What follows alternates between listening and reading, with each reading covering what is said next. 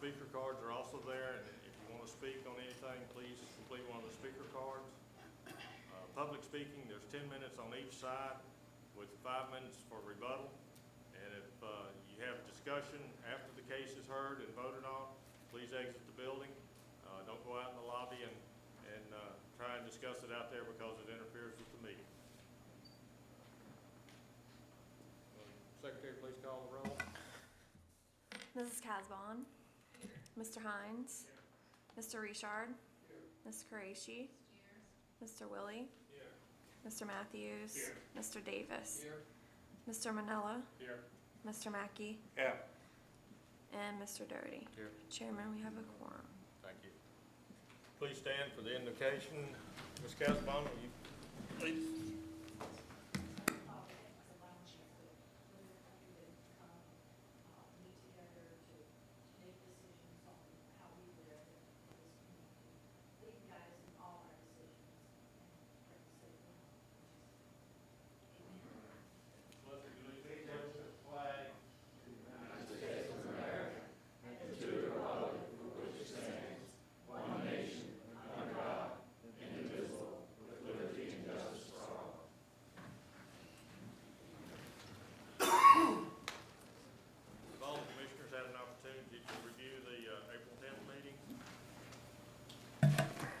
Yeah, I looked over it and it looks good to me. I make a motion to approve. We have a motion to approve the April 10th meeting. Second by Mr. Matthews. Please vote.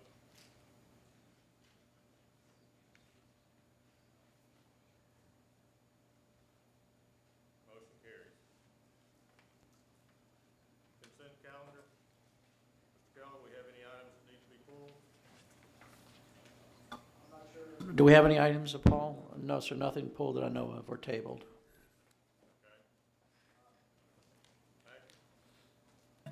Yes, I'd like to pull the first two on the performance obligations. Any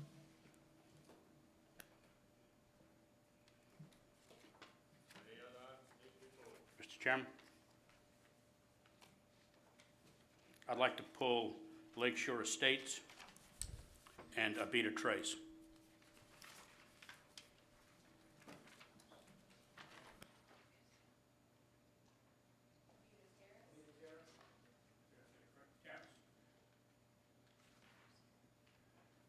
Public have any items that they want us to discuss individually? We have a motion to approve the consent calendar for the items that are remaining. Motion by Mr. Davis, second by Mr. Matthews. Please vote.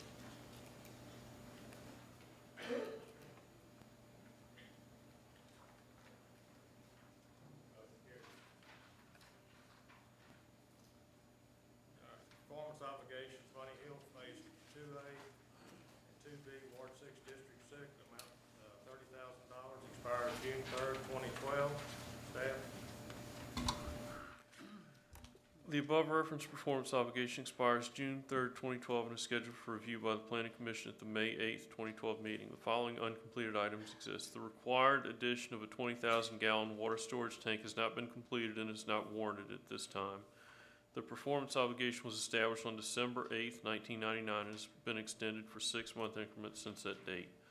The developer or petitioner will be advised that he will be required to conform with all current ordinances when applicable as a condition of this extension. Therefore, it is recommended that the performance obligation be extended for a period of 6 months or until the work is satisfactorily accomplished.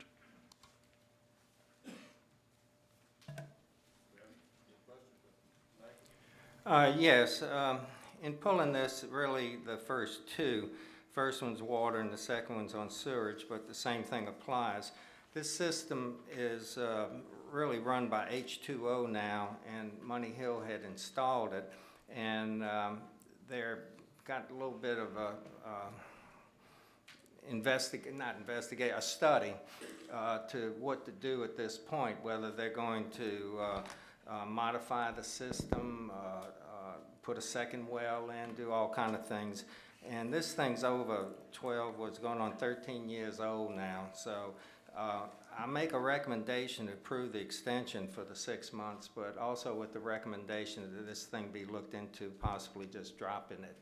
It's superseded by events. both of them. So I make that motion on the first one, and I guess I gotta make a second one for the second one. We have a motion to approve the Money Hill. Do we have a second? Second by Mr. Second. Matthews. Please vote.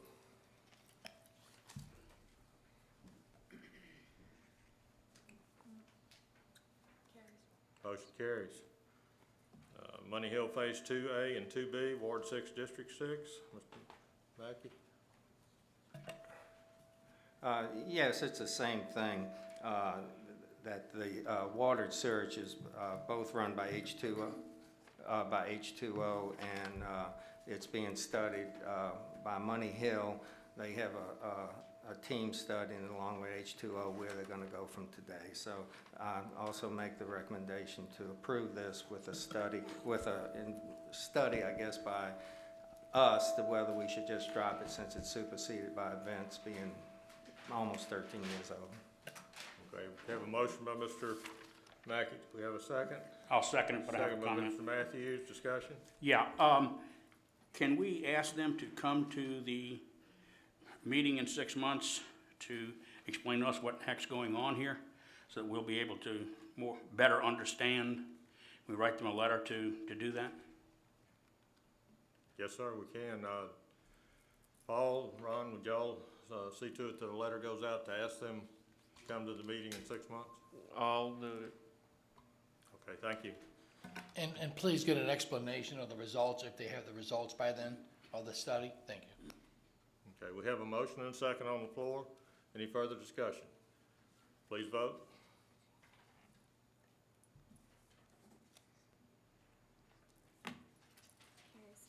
Okay, motion carries. Lakeshore Estates Phase 1A3, Ward 9, District 13, amount $30,000. Staff?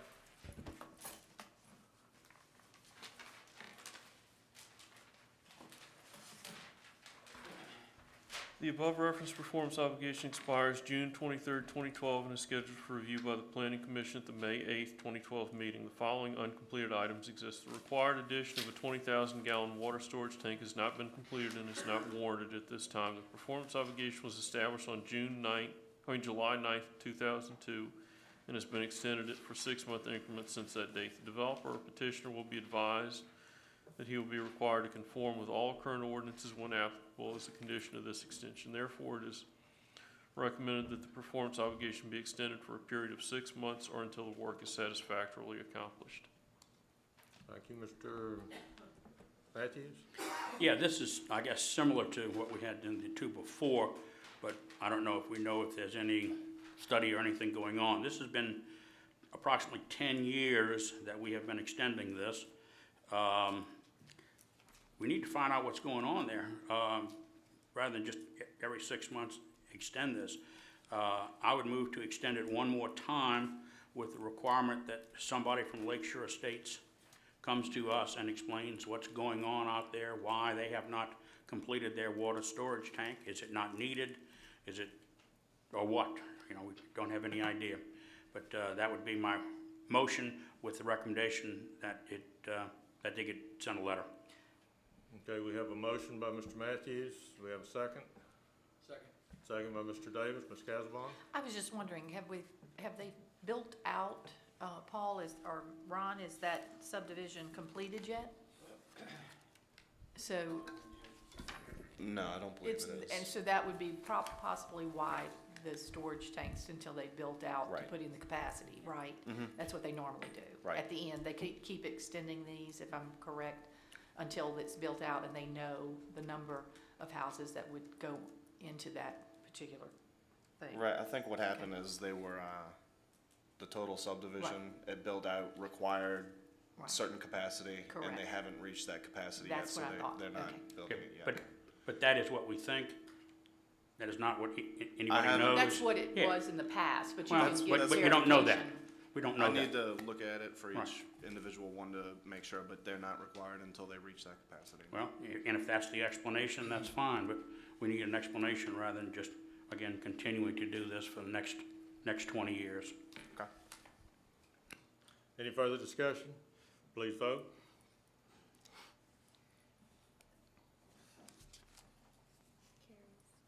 Motion carries. Beta Terrace, Walnut and First Street, Ward 4, District 7, amount $26,000. July 13th, 2012 is expiration.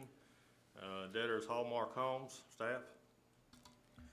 The above referenced performance obligation expires July 13th, 2012, and is scheduled for review by the Planning Commission at the May 8th, 2012 meeting. The work covered by this performance obligation has not been accomplished. Attached is a copy of the 90-day notice to the developer from the Department of Finance. Therefore, it is recommended that the performance obligation in the amount of $26,000 not be released at this time and to be reviewed at the June 12th, 2012 meeting. Okay, thank you. Is there anyone here representing Beta Terrace? Mr. Matthews? Again, this is one of these things, the work has not been accomplished. From the information we have before us, we have no idea.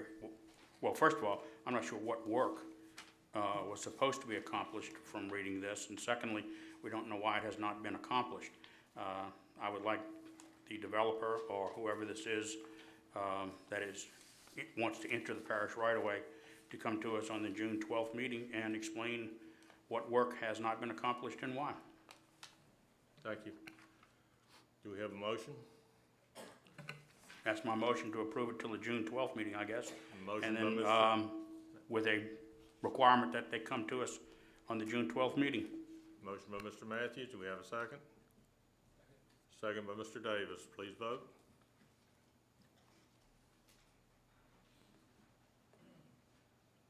Motion carries. Entering parish right of way. Mr. Dowdy, I'm sorry, explanation on that issue you just voted on. Beta Terrace was a 60-day notice, so it expires on the 13th. So obviously they'll have time to come back at the meeting next month and explain. So just it's not up for an extension at this point in time. It's just a 60-day notice. Okay. So we don't have to actually move to do anything except send them a letter saying, please come, or we may not extend it. Okay. Okay, thank you. Entering parish rights of way, servitudes and easement, Oshner Boulevard, Ward 1, District 1, requester to enter parish right of way for the purpose of gaining access to Maison de Lac subdivision. Petitioners WBB Realty LLC, Parish Council District, Honorable Marty Dean. Staff? Okay, it's fairly self-explanatory. They want a driveway connection to Oshner Boulevard.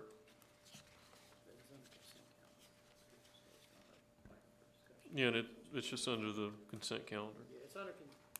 I'm sorry, it is on consent calendar. You're right. Sorry, Paul.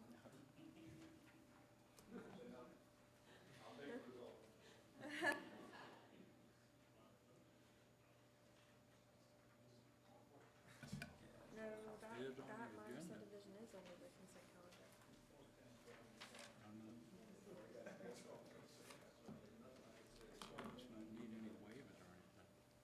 Okay. Ron, the minor subdivision is under the consent. Under consent also. Did the commission vote on the entire docket for under consent? Yeah. Okay, We're yeah. just making So sure. we move on to the revocations. Okay, all right. Revocations, closing review.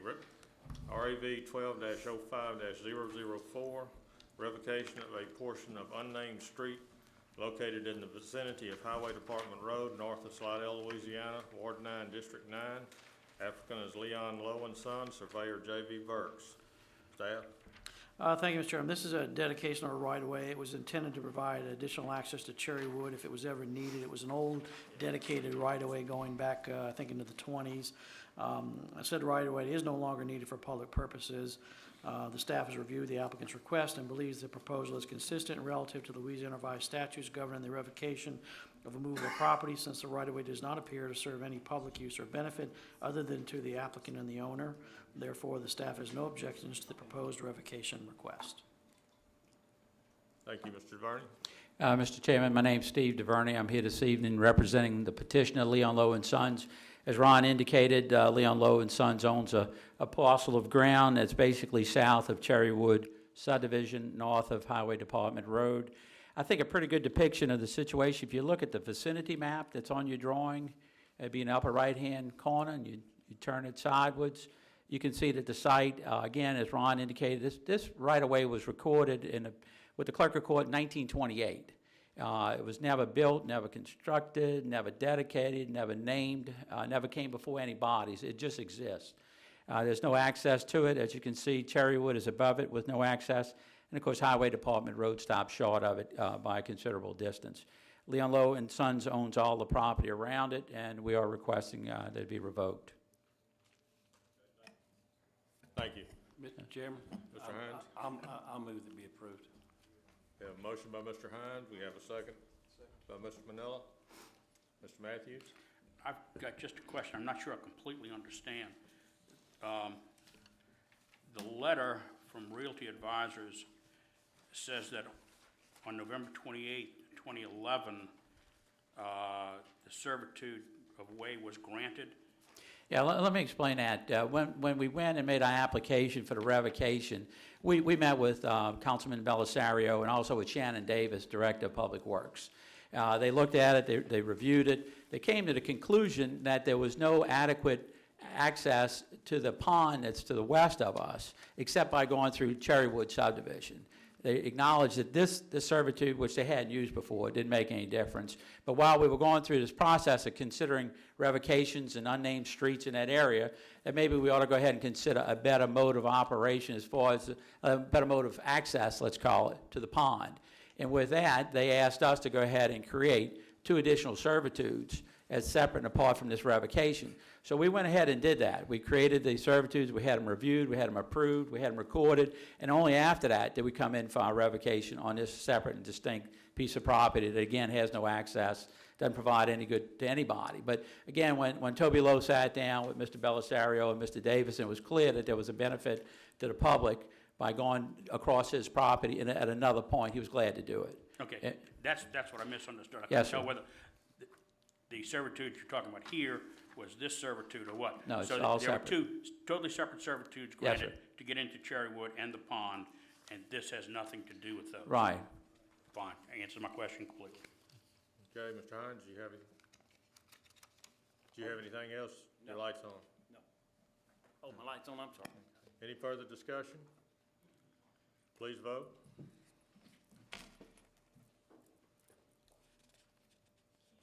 Motion carries. Thank you very much. Final subdivision review. SD 04-02-007 F2B, Natchez Trace, Phase 2B, Ward 1, District 1, developer owner Lonesome Development, Parish Council District, Honorable Marty Dean, the engineer is Kelly McHugh and Associates. Mr. Shane. Staff, excuse me.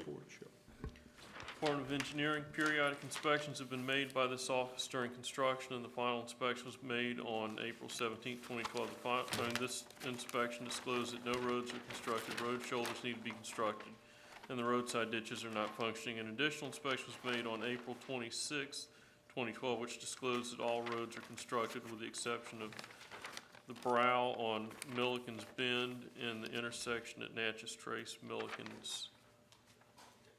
The following uncompleted items existed at the time of final inspection. Current engineer's periodic inspection reports, base test results, concrete test results, floppy disk or latest format, street name signs, traffic signs, blue reflectors at fire hydrants, shoulder construction, construct ditches to have positive flow and eliminate standing water.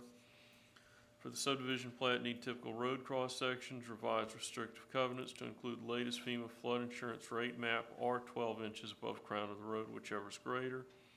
Correct spelling club, not cub. For the as-built paving and drainage plan, show direction of drainage on the green space at the rear of lots 76 through 84. Show as-built elevations of the detention pond. Even though the note states as-built elevations as shown on this plat were provided by Randall W. Brown and Associates, no actual as-built elevations were taken by this firm. The engineer is responsible for certifying that the as-built information does conform to the design approved by the Planning Commission at preliminary approval in the Department of Engineering when the work order was issued. Should the planning commission approve the request for final approval, a warranty obligation will be required for the infrastructure in the amount of $52,000 for a period of 1 year.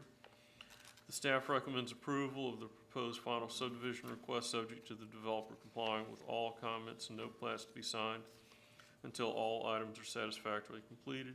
No mandatory developmental fees are required since a public hearing was held prior to January 1st, 2005. Department of Environmental Services has comments. As-built water plans were missing from the plans submitted to the DES, therefore a set of as-built water plans must be submitted. Lift station construction was not complete at the time of inspection. Fire hydrants were not painted in accordance with parish ordinance. A letter of acceptance and responsibility for the perpetual maintenance and operation of the water and sewer system has not been issued by the utility provider. A negative bacteriological report relative to the construction of the project's water system has not been issued by DHH.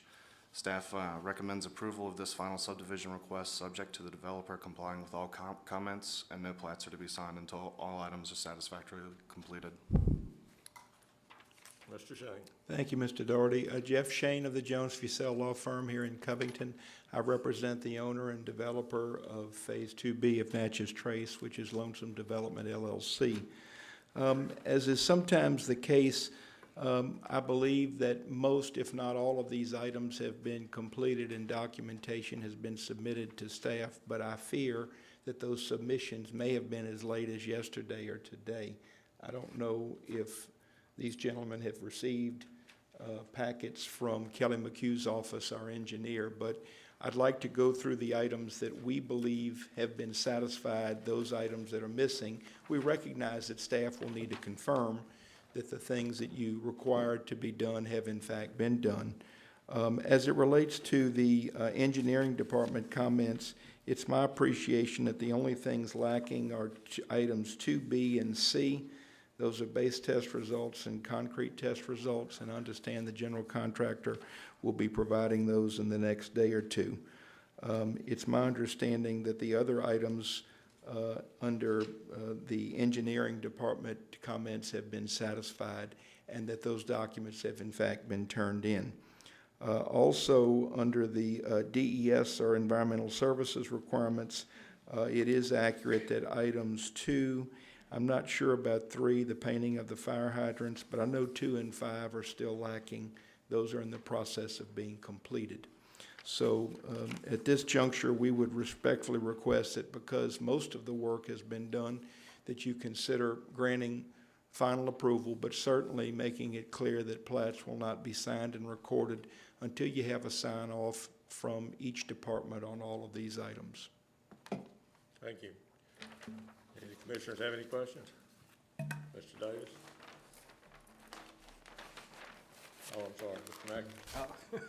I thought he turned his light. This has, addressing to staff here, this often happens on final approvals, that there are so many outstanding items. It sounds like some of them are resolved just very recently here. But do y'all feel comfortable not signing until these come in, or you think that it ought to be held up, or what?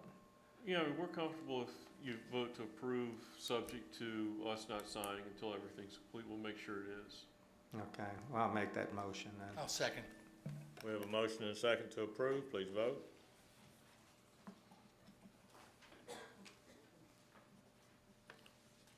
The vote is 8-1. Motion carries. Thank you.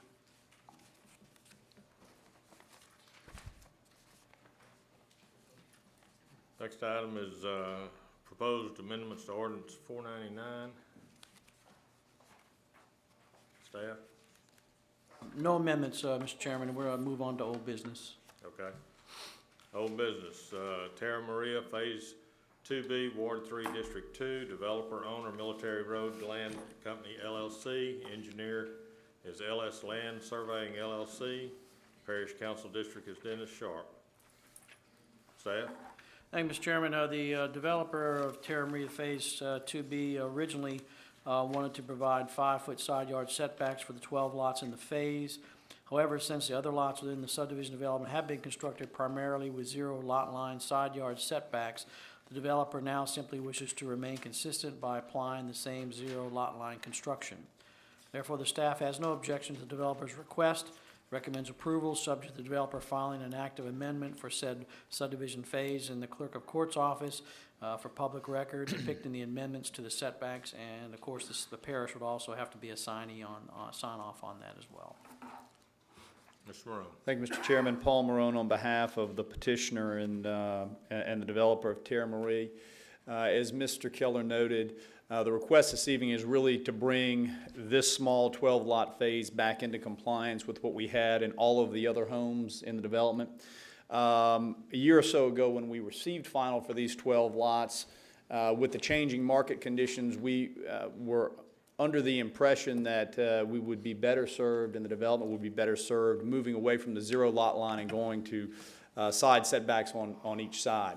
Since that time, after getting comments from the existing residents within the subdivision as well as potential builders in the area, we found that that decision really was an error on our part. And we would like to go back to the zero lot line that exists on all the other phases that are there now and make it compatible and consistent. So that's the request that's there before you. We've prepared the act of correction and has been submitted, and we would respectfully request your approval. Okay, thank you, Mr. Morone. Mr. Willie? Paul, just for my map's pretty small here, I can't quite see. Are those 12 lots identical in size to the lot sizes of the other phases? They're actually a little bit larger. Okay. They're about 5 feet wider and a little bit deeper, which originally gave us the flexibility to get away from the zero lot line. There's more than enough room to do what we're doing, and really they'll have more room than the existing residents. Move for approval. Motion by Mr. Willie, seconded by Ms. Casabon. Please vote. Motion carries. Thank you. Thank you. Autumn Creek, Phase 1, Ward 1, District 1. Developer owner, Autumn Creek LLC. Engineer, Resilier Engineering and Consulting LLC. Parish Council District, Marty Dean. Staff?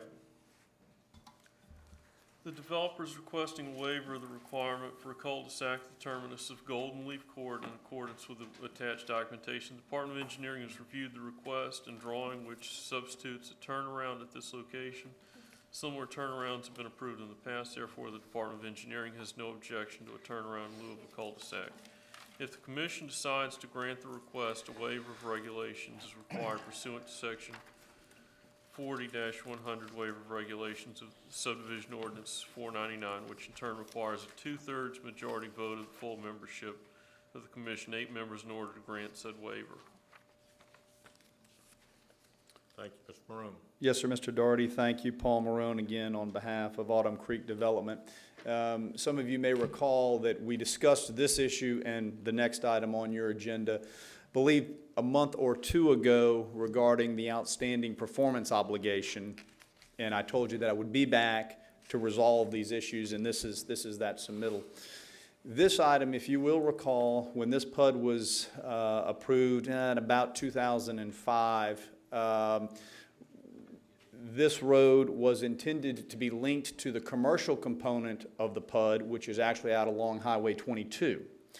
However, because that commercial parcel has never been developed, we never made the connection. Now we fast forward to where we are today. The residents have moved into Phase 1 and Phase 2 of Autumn Creek and have decided that they really don't want that connection. As a result of asking that that connection be removed, the staff's reaction was, well, fine, then you need to put a cul-de-sac in. However, when Mr. Magner and Mr. Bordelon met with us on site, it was clear that we didn't have enough room with the houses on each side to actually do a full cul-de-sac. As a result, we looked at other alternatives to try to accommodate what the parish staff wanted, which was the ability to make a turnaround, as well as giving us the ability to do it within the confines of the space that we have. We believe that the proposal that our engineers came up with based on that meeting with staff addresses that. It's consistent with what was done in the Autumn's Garden development, which is just next door.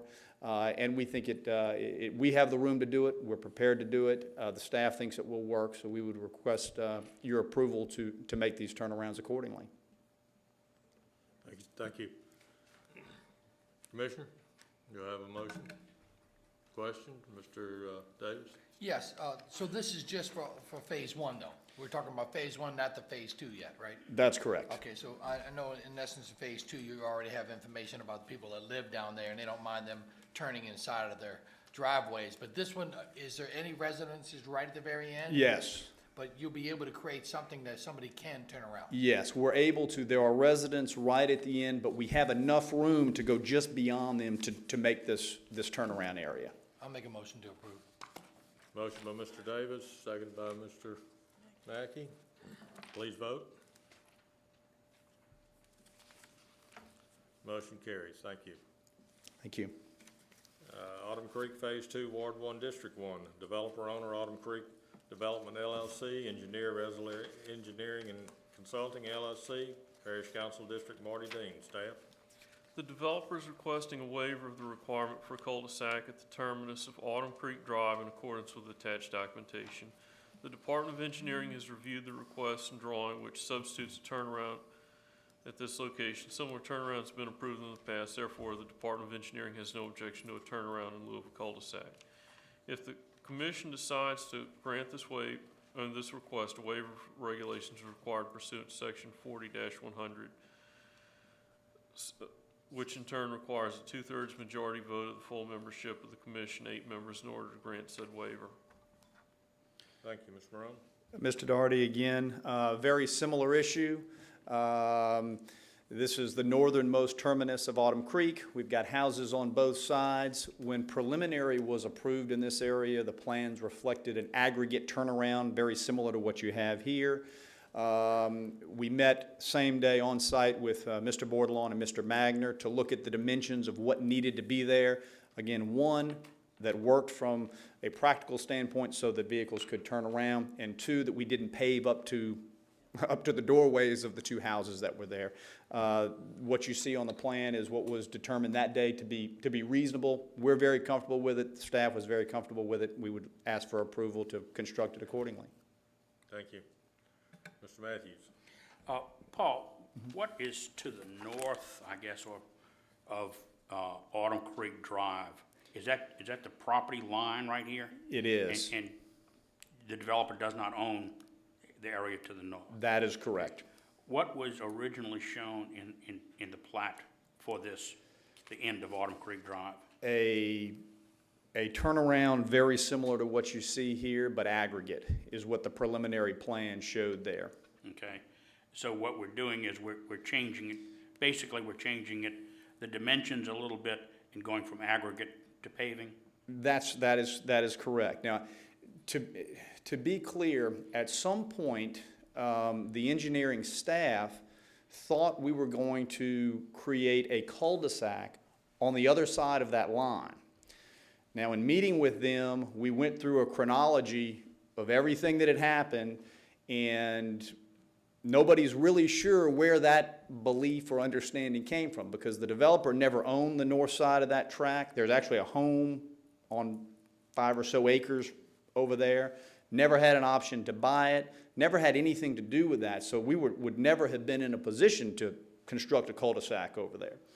So when it came time for us to put this in, the staff was asking for a cul-de-sac on this property, and of course we said, well, it was supposed to be a turnaround, look at the plans, and we met with them to try to work that out. And in the course of those discussions, again, we came back to this plan. So I just wanted to be clear that staff was under the impression at some point that we were going to construct a cul-de-sac on the other side of that line. It was not reflected on the preliminary plat in that manner. So I'm not sure where that belief came from, but it's clearly, it was there. The requirements for the parish would be normally a cul-de-sac, is that correct? I think so, yes, that's Okay, correct. So when we approved the original plans, a cul-de-sac was not shown and we missed it. It was not shown, and Okay. there was not an issue raised at that time about this type of turnaround. Okay. Bill, what I'm thinking of is that maybe maybe, and I'm not sure, but at tentative, sometimes they'll show the cul-de-sacs, and then at preliminary, after they do the engineering, they'll come back and make amendments or adjustments, and maybe that was missed at that time. Yeah, so I mean, and we approved it, so we missed it. Okay. And there's no way now to make one if you wanted to. That's right. There's really no way to accomplish that. That's why we asked to meet on site to determine what will work, how do we work within the confines that we have to get what you need, and this is what we came up with. I make a motion to approve then. Second. Motion by Mr. Matthews, second by Mr. Davis. Please vote. Motion carries 9-0. Thank you. Thank you, Mr. Morone. All right, new business? Motion to adjourn. One thing, Mr. Chairman, I thought we had a letter from the staff about our education, or are we gonna, is it gonna be next month? Okay, all right. Okay. We have a motion to adjourn. Thank you. Second? That's better than